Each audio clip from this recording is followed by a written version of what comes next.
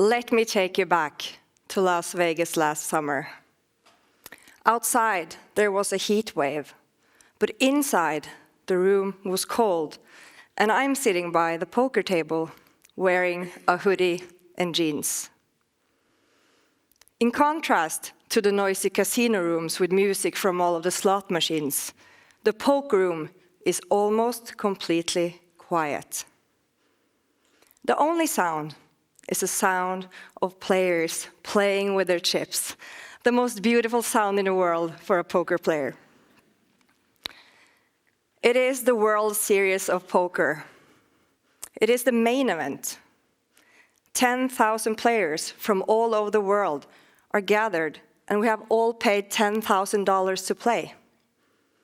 With $10 million to the winner, the stakes are high. And I find myself in one of the most challenging poker situations I have ever been in. I got dealt pocket aces, the best starting hand you can have in poker. So when my opponent, a 60-year-old guy from the US, bets, I raise him. And then a German guy my age in the small blind position behind me just calls, which, by the way, is a play he's not really supposed to do. The American guy calls as well. So we are 3 players, as the dealer lays out the first 3 cards. I'm sure you've seen this. It's called the flop. It's a jack, a 7, and a 9. Do I still have the best hand? I only have an overpair to this board, but I do have the best one. So I'm putting in a small bet. And then the German guy goes all in. And he has more chips than I do. So suddenly, my tournament life is on the line. I'm under the maximum pressure. When I'm not sitting by the poker table, I work as a trusted advisor for some of the top managers in Norway. I don't wear my hoodie and jeans. I wear something like this.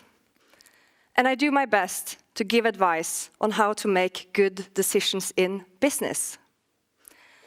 And through the years, I realized that there are some similarities between being successful in poker and business and in life. And that's what I'm going to share with you today. Poker is a game of strategy, a game of tactics, but most of all, it's a game of gathering and using information to make decisions. And just like poker, life is full of games. So whether it is deciding if you're going to risk all your chips at the poker table, making the final call on $1 million investment, or buying your first home, the dilemma is the same. How do I know what is the best decision? Here are the 3 most important lessons that poker has taught me so far. The first is knowing what kind of information that matters. For an athlete, it might be to follow your competitor's next move. For a teacher, it might be to know your students' level of understanding. And for a CEO, it might be to understand technological development or upcoming new regulations. Excelling in life, business, or sports is all about knowing what information to focus on and what not to spend time on. So back to the table. When I'm sitting there, trying to decide if I'm going to call or fold, here's some of the information that I take into consideration. My opponent's stack size, his position, his range, and live tells. And let me explain. A player's stack size is how many chips he has. And his position matters because the later a player acts, the more information he has when he makes his decision. And this affects the player's range, all the different combinations of cards that he might be holding. And then there are live tells. These are the little clues that people give away without often even knowing. It can be a facial expression or something with the body language. You might call it poker face. I have done calls in the past purely based on seeing a person's pulse. Another thing that goes through my mind is, how does my opponent perceive me? What is my table image?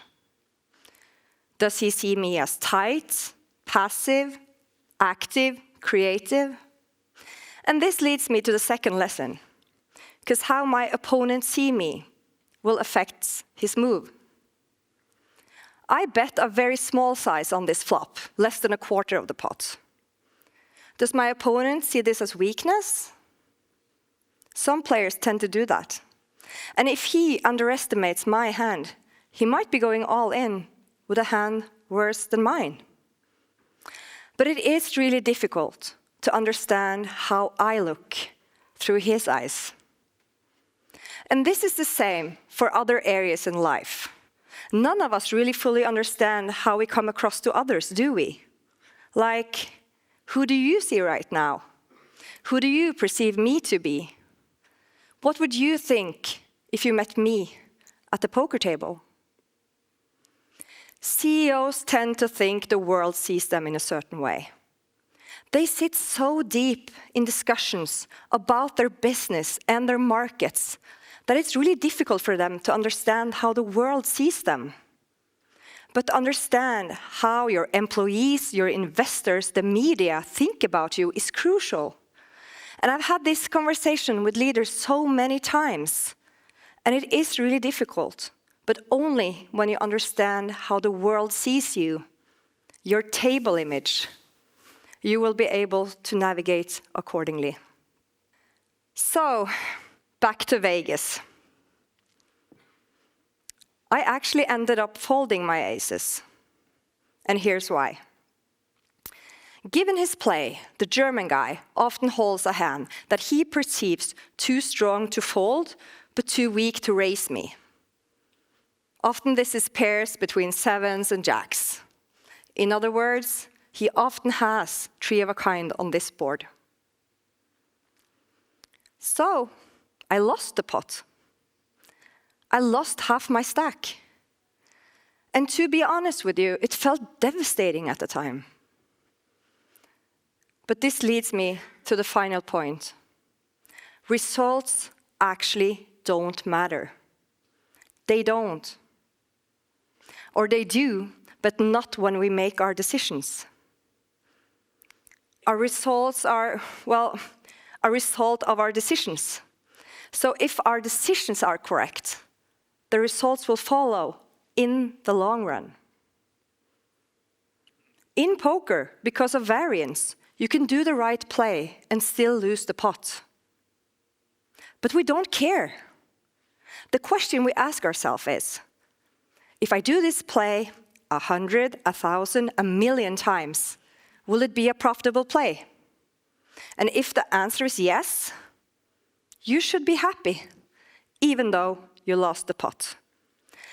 And it's the same in life, right? It's full of variance. Sometimes you do everything right, and it still flops. However, this is challenging for the human brain. We are hardwired to seek instant reward and avoid loss. When I'm playing the biggest tournament of my life, that is what matters. If I'm competing for the most valuable contract of my career, that is what matters. But focusing on the results will take your focus away from what really matters, your decisions. I bet you all are wondering what the German guy had, right? In poker, most of the time, you won't get the answer. You won't be able to see your opponent's cards if you fold.